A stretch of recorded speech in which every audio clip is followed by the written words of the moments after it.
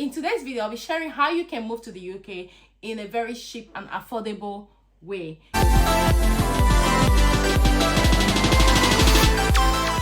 Hey guys, welcome back to my channel. My name is Fadira. If you're joining me for the very first time, I'm so happy to have you all in our beautiful family. For my returning subscribers, thank you guys for always coming back to watch my videos. I really do appreciate. God bless you.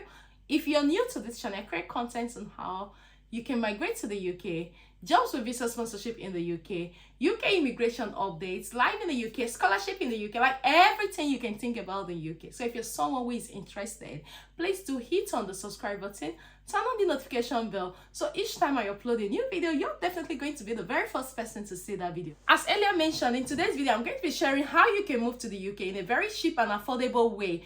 But before we dive right into the video, please do like and share this video with your friends and loved ones. Someone may benefit from it. As earlier mentioned that I have a plan for you. Like, we all know what is happening in the UK now. Everything is on the high side, including the IHS, the visa fees. The government has already said they are going to increase it. So, which is why I thought I should share this video with you. Like you all know, I've been talking about moving to the UK as a healthcare assistant for almost a year plus now, and to be honest, my videos have actually helped a lot of people relocated to the UK safely. Sharing this video because this is a process I have actually walked through with other people and it has worked perfectly for them, which is why I thought I should also share so you can also benefit from this process. We all know what is going on in the UK now, so even if they are deliberating on stopping the healthcare pathway, to be honest, nothing has been said about that.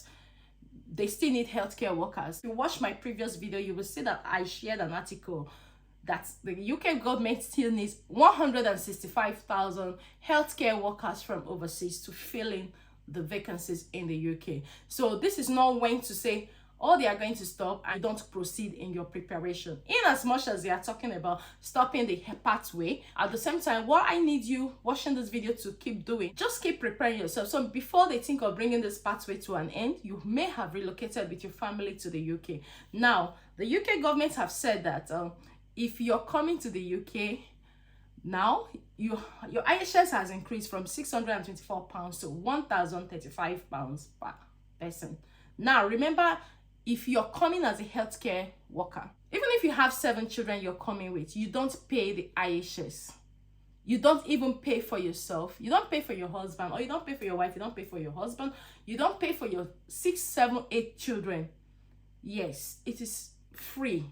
So because of what the government have said now, we don't know. I'm not really sure, and I don't know if the government is going to say, okay, if you're coming as a healthcare worker, you have to pay, even if it's £200 for IHS. We don't know because it was not mentioned, but it was said that the COS is going to be increased. So for COS, per COS for 3 years is about £1,080 for an employer to pay for immigration skills charge, and also I think £199 fee. So for an employer to assign a 3-year COS, it should cost around £1,500. Now, I tell you, the easiest and cheapest way to move to the UK is coming as a healthcare assistant, a care worker, senior carer, any category, but as a healthcare personnel. Because if you're coming as a healthcare assistant or a carer to the UK, your visa fee for 3 years, I think is about £340 something for 3 years, which if you're coming as a student, is more than that for even 1.5 years. Or if you're coming on another category of visa, which is still on the tier 2 worker visa, but not the healthcare visa. To think of it, coming as a healthcare assistant, you're paying about 200 and something or 300 and something. If you're coming as a healthcare worker for 5 years, you're paying about $620 something, which if you convert to pounds is about £500. So this is for 5 years as a healthcare worker, and your 5 years fee as a healthcare worker is still less than a 1 year fee for another person who is coming on the tier 2 worker visa, but not a healthcare assistant. So now the person who is coming on a tier 2 worker visa on another category of visa will pay for IHS. Now IHS has been increased to £1,035. Let's just use one person as a case study. If you're paying that for 3 years, it's about £3,100, and you're paying your visa fee for 3 years is about 5,000 something pounds for just applying for your visa to the UK as a skilled worker, but not a healthcare worker. Now, let's come to the healthcare worker. Now, if you're coming to the UK as a carer or a healthcare assistant and you're applying for a 5 years visa, 5 years visa is about 600 and something dollar, which if you convert to pounds, about, let's say, 500 pounds. And let's say you want to pay for priority service, 250 pounds, which is a 5 days decision service. Except you want to pay for super priority, which is the 24 hours, which I don't see any reason why you should pay for that. If you must pay, I would say pay for the priority service. So if you pay for the priority service, you're looking at about 600 pounds or 700 pounds in total for your visa fee for just you. And you're also paying for priority service. Remember, with the skilled worker that is not coming as a healthcare assistant, I didn't even add priority service to that. So you're applying for a 5 years visa and you're paying in total, let's say 700 pounds for your visa fee, your priority service and everything.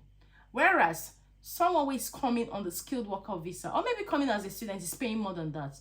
But let me use a skilled worker visa who is not a healthcare assistant, is paying IHS 1,035 pounds times 3 for 3 years. I'm doing, okay, let's say 5 years times 5 is about 5,300 and something pounds. And you're not paying your visa fee, which is about 600 and something pounds. And it's going to be increased soon, I think by 15 or 20%. So you have to pay that for 5 years. And now you want to pay your priority service. By the time you're applying for your visa for just you, who is coming to the UK, on the skilled worker visa, health and care worker visa, you're looking at making available almost 7,000 to 8,000 pounds for a 5 years route to the UK. And we all know that when you have the 5 years visa to the UK on the skilled worker visa, or maybe the care worker visa, it leads straight to indefinite leave to remain. So you're already spending about 8,000 pounds just for the application process to be in the UK. Whereas someone who is coming as a healthcare assistant is spending maximum, let me just even say, plus transport and everything, 1,000 pounds, and that person is getting 5 years as you. So you tell me, you watching this video, tell me, which one would you go for? You go for the health and care worker visa, right? Yes, that is why I said it is very important to do your research. You choose the path you want to come through to the UK. In as much as we know that getting the healthcare job now is very difficult. Like I said, people are still getting it. And I know a lot of people usually ask me, how about countries on the red list? Are they still? Yes, guys, countries on the red list are still getting this job. They are still getting the health and care worker job. I have seen a lot gotten a job, moved to the UK, and they are doing very okay. So don't conclude that because you're from the red list country, you cannot get this job. Now, remember, the same requirements you need for your visa application as a healthcare assistant is also the same requirement somebody who is coming on the skilled worker visa but not a healthcare assistant needs. You need your tuberculosis, which I know in Naira also is about 50-something thousand. You also need your police clearance. Yes, you need your NARIC or ETIS certificate. You still need the same requirements if you're coming on the skilled worker visa, which is not the care worker visa. You still need that same requirement. And if you're coming on the care worker visa, you also still need that requirement because it's a home office requirement. It is what the home office wants to see before your visa will be approved. If you don't have the requirements on both sides, your visas will be refused. But imagine having that requirement. You're able to secure a job as a care worker.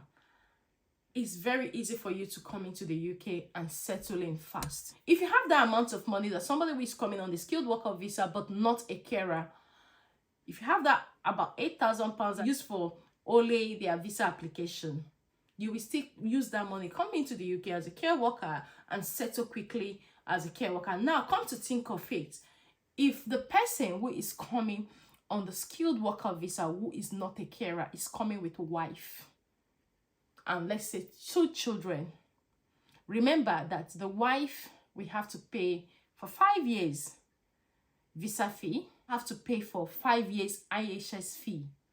So that is almost times 2 of what the person is paying, the main applicant. The children will also pay 5 years visa fee and 5 years IHS fee. This is, let's say, half of what the main applicant is paying. We're looking at relocating with a family of 4 with almost 20-something thousand pounds. If you're coming as a skilled worker, not the healthcare worker. But now, coming as a healthcare worker, relocating with a family of 4, the same number of family members, wife, children, husband. Now, you're paying the same visa fee for your husband and you're paying a lower amount for your children. At the end of the day, you will still not spend up to £3,500 if you're going for application on the health and care worker visa.